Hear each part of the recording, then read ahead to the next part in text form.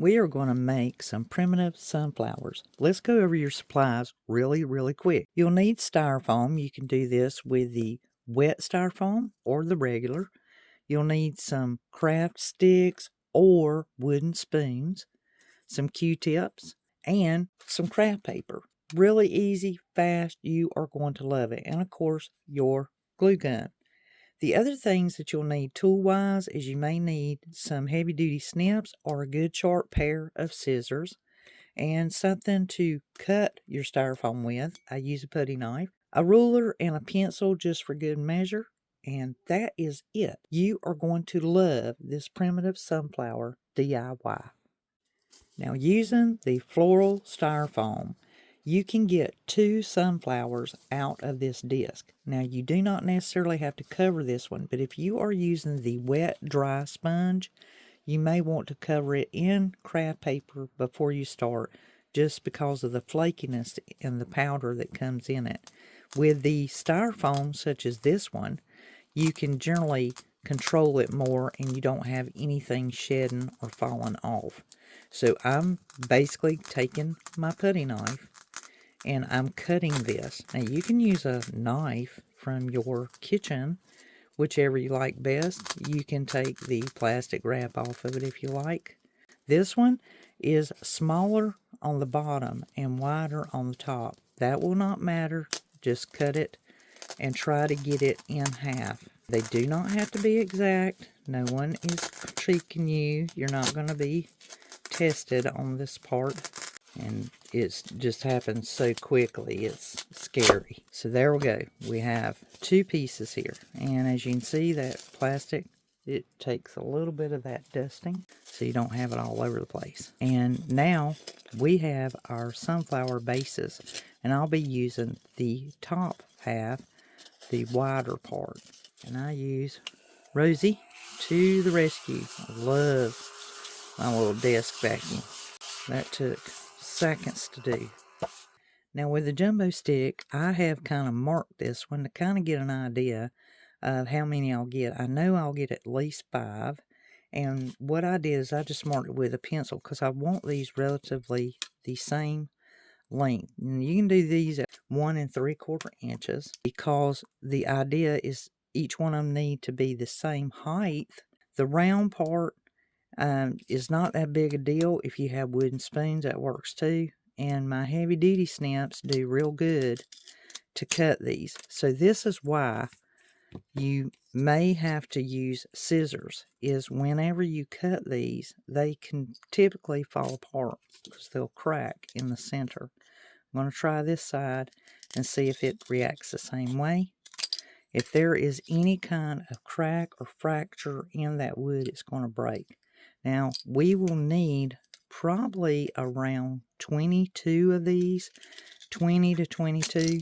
And what you can do is kind of put them together, see if you're getting the right measurement, and then just kind of just use that as your guide and get them basically the same length. But remember what I said, if this has a fracture in it, be prepared that that's going to crack, and you can just make up the difference. And maybe I'll do a DIY showing you how to make the sunflowers out of fabric if you would like. Just let me know in the comments down below. So therefore, I have 4, and I'm going to cut more. So now I have me a good pile going here where I have cut my sticks. But we have to do one more step because we know that sunflowers are not square. So you have 2 choices. Either you use all the rounds from off of your jumbo sticks, which will take a whole pack, or you can clip these and make them more pointed. And remember, there is no perfect math to this. You can just kind of be careful because, see, they might break off on you like mine are doing. These wooden sticks really do. They're very bad to crack and split. And so you're just going to have to be accepting of that. Or you can do these with the plastic spoons. I have seen and heard of people doing them different ways. So this is where you're going to run into just a little bit of an issue when you're trying to trim them. And there is a better way to go with these. If you go up one side with these versus the other. A lot of times you'll find that they'll trim up pretty good. But the idea is we want to try to get them to almost a point or less square, would might be the better word to say. And you can fix these up even better. If you want to, you can make them more narrow. I'm just going to go through here and clip them. I'm going to give them a look. And if I need to make them a little more pointed, then I will. Because these have some sharps to them, and just in case, I don't think it's going to be a big deal, but I am sanding mine, just so there's no sharp shards of wood. Now I went back and I cut my wooden pieces down even more, made them more narrow, as you can see right here. And they're not at exactly an angle. Or you can use plastic spoons or wooden spoons. You're going to need some paint. I'm going to try this True Oak. And if this not be the color, I will use my Sunny Yellow and my Antiquing Wax.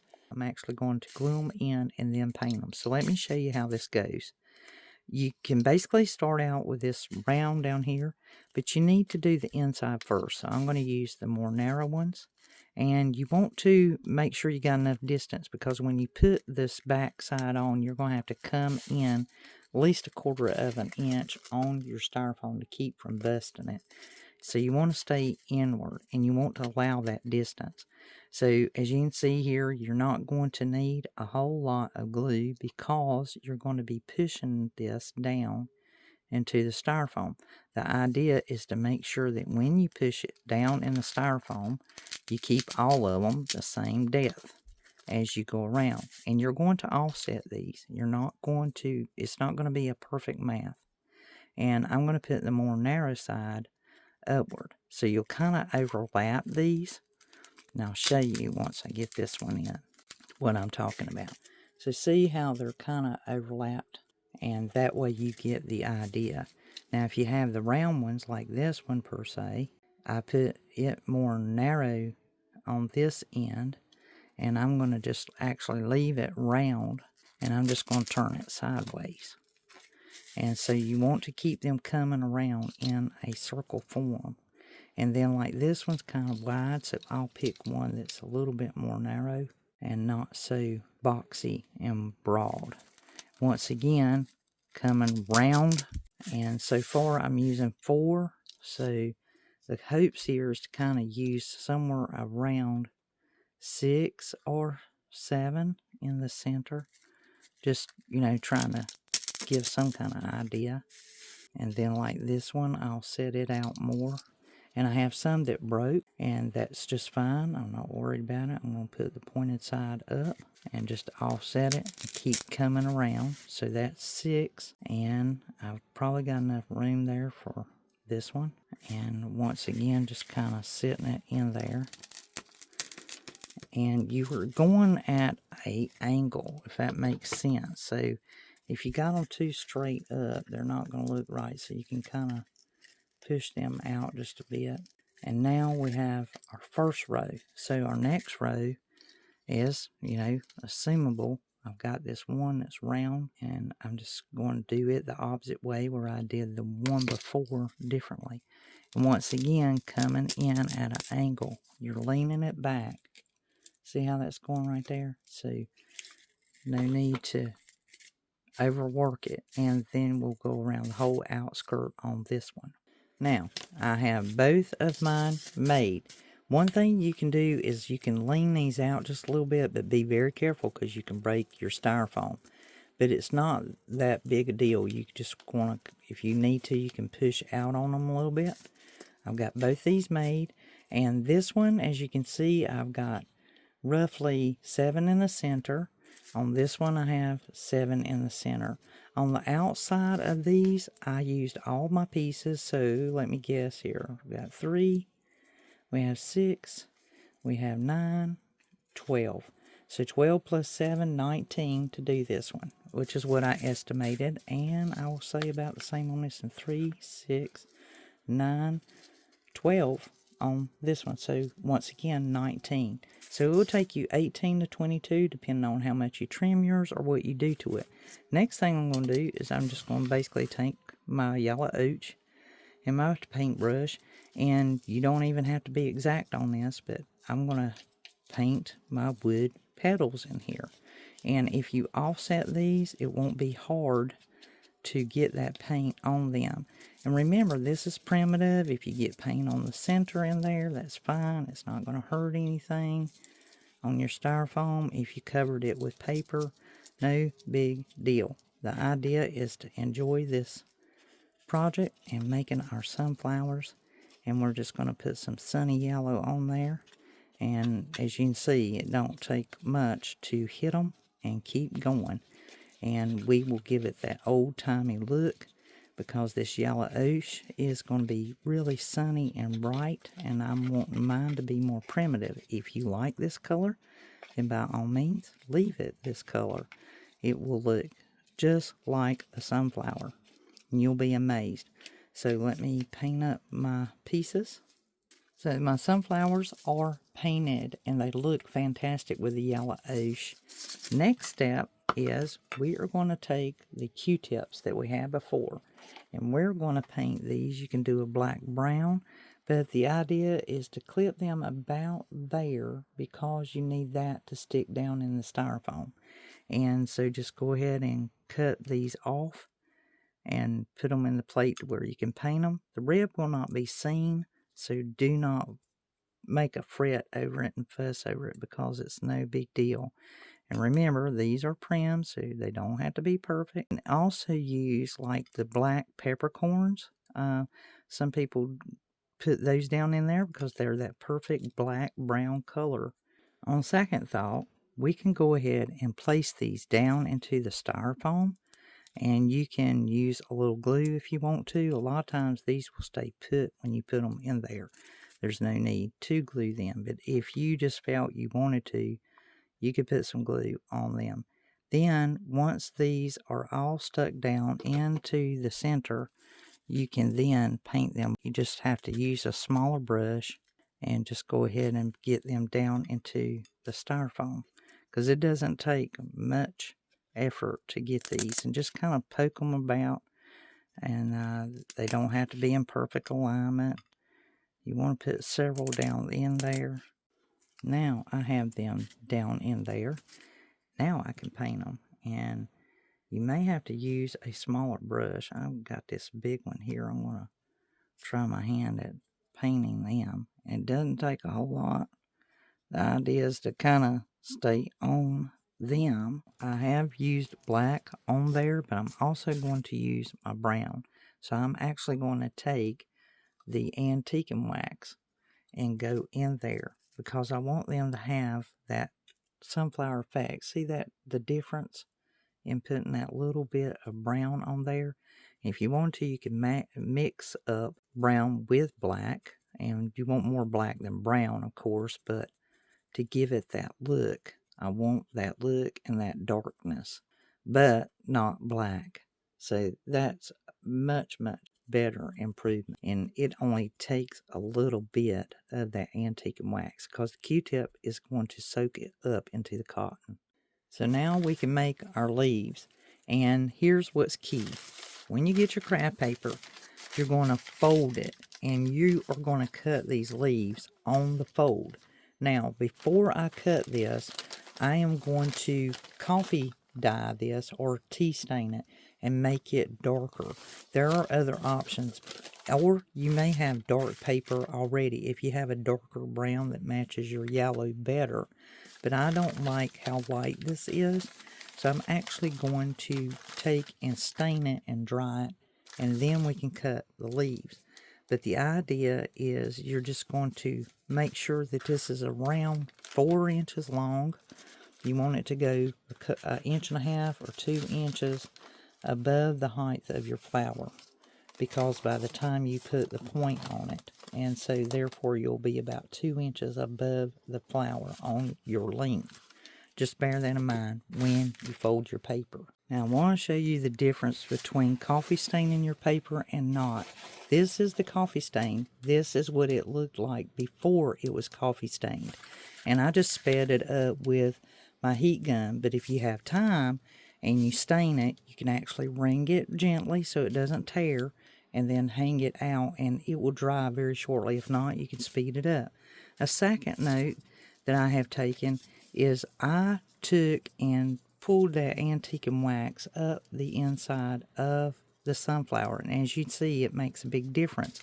But the other thing I'm going to do is I really am not content with this outer part of my flower, and so I am going to take some of the antique and wax onto the brush, and I do not want to get it like heavy duty, because what I want to do is I want to kind of dry brush in here just on the outskirts of my sunflower to kind of tone that yellow down. And as I do that, I can take and rub this sunflower edges out. Even if you do it by hand, you can do it. It's not going to take much, but I just want to kind of take this down a bit. It's just too bright for me, and I really want it to look primitive. As I said before, if you are content with that, by all means leave it. And as you can see, I am literally taking my thumb and rubbing that waxing down and out. And just that little bit makes a huge difference in the color contrast. And because this wood is easily soaking up and it's dry, it's not going to take but a dab for me. So that's just a little tip for any of you who want yours toned down. Don't worry about this, because you're not going to see it when we get done. You're really not going to see it. But just toning my sunflower down a little bit, and I like that look a little bit better. And with it being dry, I can buff that down into the depths.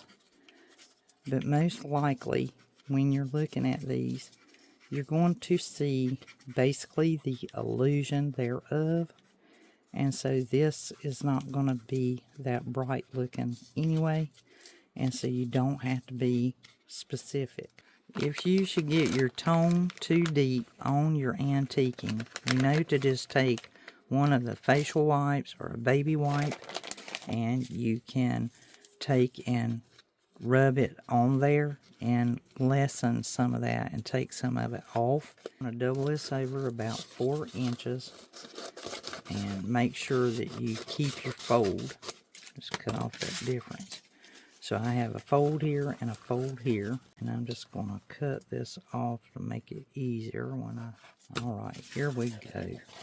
You got your strip here. You want to keep this fold. We've got to have this fold down here, so keep it. And these don't have to be perfect. You're just going to kind of bring them off to a point. They can be narrow, but you know, just think of leaf petals whenever you do this. So you're going to just make your leaves and make sure you have that one side. And you'll need several of these. You can make them wide if you want to. It's your sunflower, so you just kind of keep going around creating your petals. Think ovally. I think like of the leaf. I'm thinking of a leaf and the way that a leaf looks whenever I'm looking at it. So they're super easy, super fast, and out of habit, you pretty much do it the same every time you. So now I have several in a pile, and it will take a bunch. So there's, I don't know exactly how many, probably about the same as your petals here. Now here's the trick with your leaves. You're actually going to offset them. That's why we folded it, so it'll be easier. So you're going to offset them like this, which means you're going to put a spot of glue, like literally a spot of glue, and then you're going to cross them over, just like that. And that's the way you want to do each one of these. If you had to do like me and you had some single pieces, then you're just going to put a spot of glue and offset it so that they are sitting offset. That's the key. Just put a dab there and offset them. And do all of your leaves just like that. Offset them. And you can keep going in the same direction. It just keeps you organized so that you don't get crossed up. You can have them all going in the same direction. That's super fine. And that'll give us our leaf petals. So once you get all those done, we're going to start putting them onto our sunflower. Now with our pile of leaves going here, it gets real simplified. And I'm going to show you the best way to do this is you are actually going to put glue all the way up the side of your flower, about halfway or higher. And if you have a low temp glue gun, it works the best. And you are actually going to put that leaves right up the side, just like that.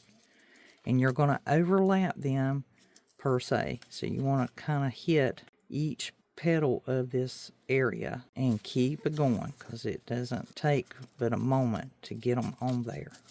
And once again, you'll just kind of overlap it here, go all the way kind of up the side there, and make sure you're covering up your green down here. That's the idea.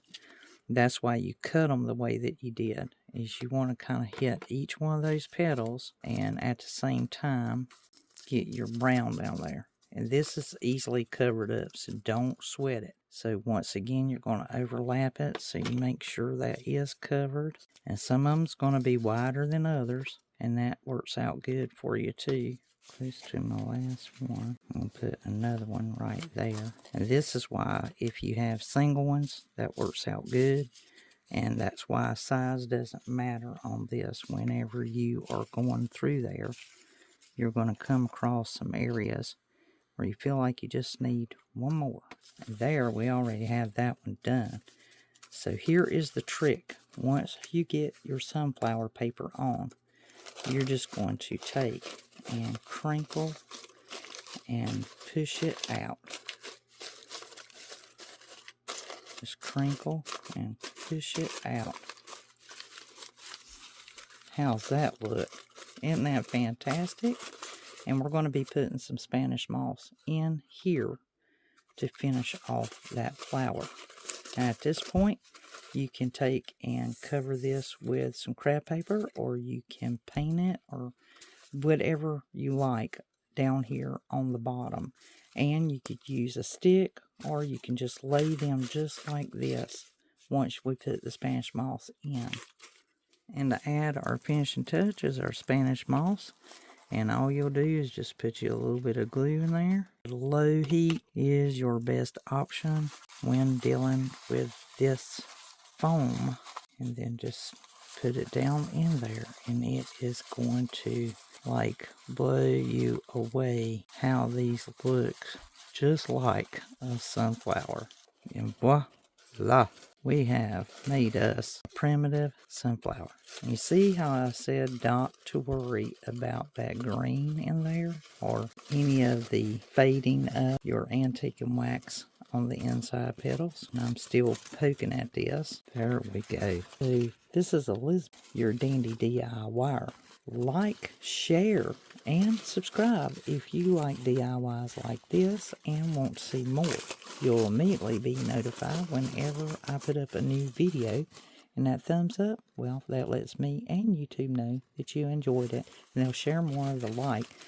And it makes a difference on the growth of my channel. I really appreciate your support and help so that I can keep bringing you some really good crafts to do. There's more coming up for this fall. Stay tuned here on the Dandy DIY channel. Until the next DIY, well, I'll be crafting, y'all.